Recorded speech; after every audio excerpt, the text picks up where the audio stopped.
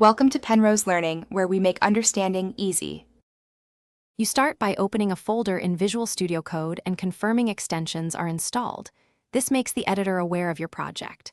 Once done, set theme, font size, and autosave so edits persist while you iterate. Make sure Git is enabled in the source control panel and Code Runner or your language extension is active. These provide IntelliSense, linting, and run commands. This first setup saves time and reduces interruptions when you move to writing code.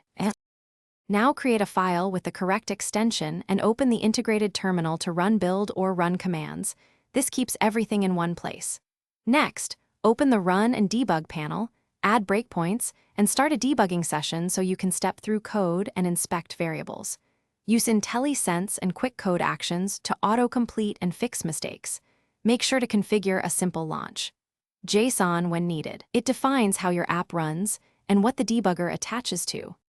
Finish by committing and pushing your changes using the source control view. Create feature branches and write clear commit messages. Once code flows, sync your VSCode settings so key bindings and extensions follow you to other machines.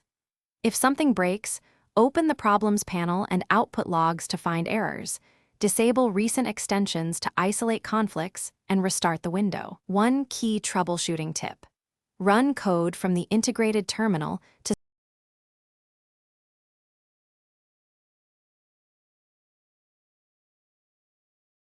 Thanks for watching. If this was helpful, leave a like and consider subscribing. See you next time.